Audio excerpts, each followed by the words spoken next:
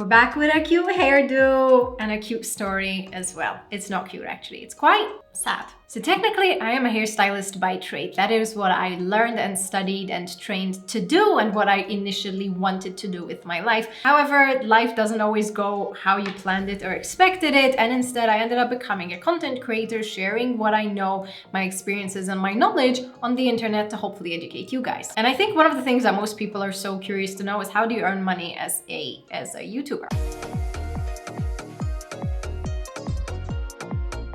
One of the most lucrative ways that you can get money through any social media platform, if you have a big enough following, is particularly brands will come and reach out to you directly and wish to either work with you, partner with you, or integrate with you. That means that most likely they will give you a sum of money and you either dedicate a whole video to them or a portion of your video in order for them to get their placement in the video and you get money back. Obviously, that can get complex in its own ways, but one of the things that I was always so keen to do is work with big fun hair brands. That is one of the things that I do. Obviously, you're going to notice it whenever there is a sponsor in my videos because legally you are required to say, hello, this video has a sponsor. And that is probably one of the biggest perks of my job, is I get to work with insane hair brands and I get to literally try weird hair products, hair brands, hair trends, and get paid for it. I am extremely fortunate, extremely proud of it. But sometimes brands can pull out. And I always feel like that is why nowadays I am someone who works so strongly with contracts, because there have been many times in my past where a brand worked with me, I created the work for them, and either they never paid me, or as the case with this following video, they just did not like the content and they never approved it to go live and I never got paid for it. I will paint you a picture. 3 years ago, I was commissioned by this Korean brand to dye my hair or dye a head of hair using their hair dyes and share it with them. I did so. I was absolutely happy with the result. However, when I sent it over to them, they were unsatisfied with it. To be fair, that makes sense to me. If you're unhappy with something that you are paying for, realistically, you shouldn't have to pay for it. That being said, I put in my time, my effort and everything, and I did discuss it ahead of time with them. So I thought it was super unfair, and also because I created something and I was never allowed to put it out. Anyways, today I'm releasing it because I am proud of the work that I created. I was rewatching it the other day and I'm like, this has never seen the light of day before. It is a trip down memory lane because it was at a time in my life where I think I was still super creative. It was right throughout COVID and I was just eager to create. And so today I'm going to be sharing with you the video that I was never supposed to release. Enjoy. See, because now my glasses match my jumper, hoodie. Quick little side memo here. I looked different 3 years ago. I completely forgot that I had braces. I'm happy with my teeth now. I completely forgot that I had Invisalign. So this is baby Stella with Invisalign with a very different mannerism and way of speaking. So please be kind to her. Thank you. What better way to keep ourselves entertained than to dye hair? I really like dyeing hair. I really think it's a wholesome, fun activity and I'm into it. I'm actually particularly excited for this dyeing experience, dyeing extravaganza, because it is my first time using pudding hair color. Pudding hair color. So I got sent these hair colors from Korea, and I believe they are a Korean hair brand, and they were like, we have this hair color. I got 3 different colors of theirs. I got one in Pamukkale ash gray, Iceland ash lavender, and Santorini ash blue. Do these not look like Pop-Tarts? When I saw this, I swear to God, I thought it was Pop-Tarts. But anyway, stuck in isolation. Or there are a bunch of what is this called again? Popping pit? What's it called? What is this called? Oh my God. Bubble wrap. Bubble wrap. Anyways, I opened one of them because I was curious what the hell was inside. And it gets weird. And I have in mind of doing a combo color of all 3 of them, kind of going for like a smoky, ashy root and then bluey, purpley ends. But here's how it works, basically. From what I could understand, this is where you mix the dye in. So it actually comes in an actual boat itself. This is made of like a solid plasticky thingy. I thought that this was a semi-permanent color, but I just reread everything and no, it's a permanent color, hair dye agent, and then the developer or the oxidizer.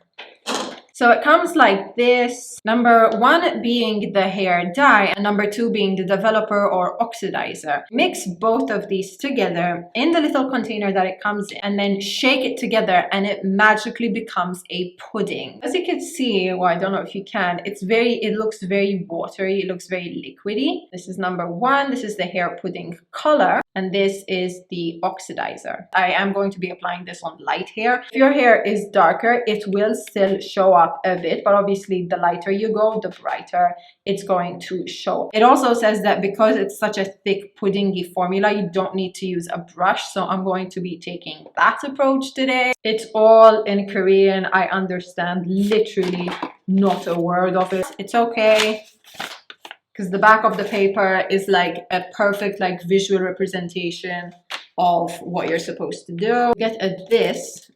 Is this a cape? So you get the plastic cape with it, which is pretty cool. I never really get that with anything else. Gloves.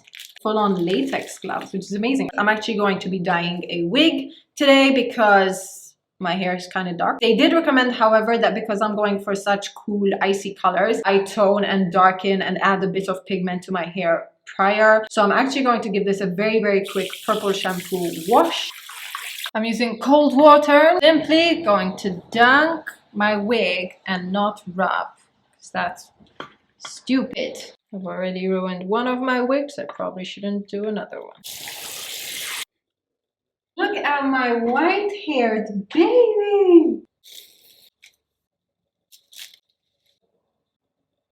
Hello, that's the full look. Thanks for coming. I'm gonna actually start mixing up the dyes, which is the thing that I've been so excited to do this whole entire time. So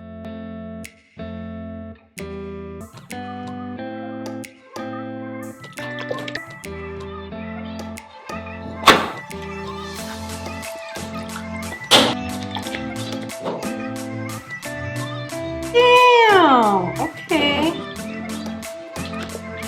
Blue, gray, purple. Next, gloves.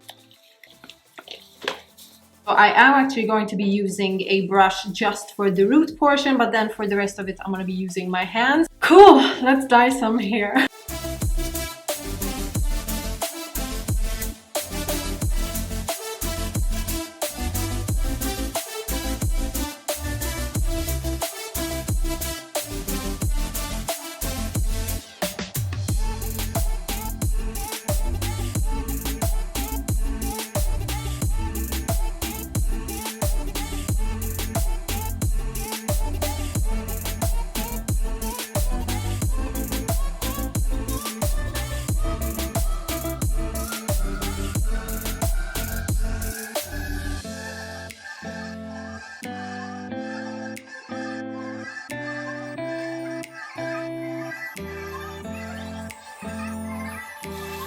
I finally finished dyeing my wig. It is so much darker than I thought, but we're gonna see how it rinses out, and then I'll try it, I'll style it, and we'll see what the end result is. I'm gonna leave it on for 30 minutes, wash it off, and then see what happens.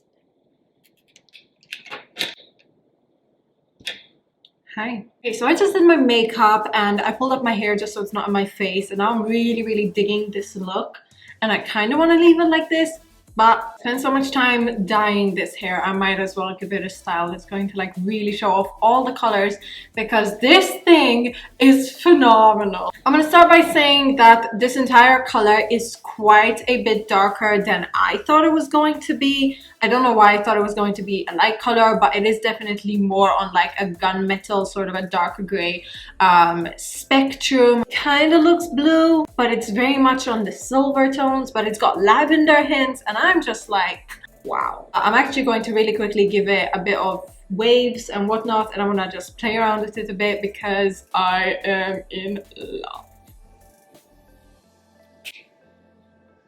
I had to, the other shirt was like slipping off my shoulders.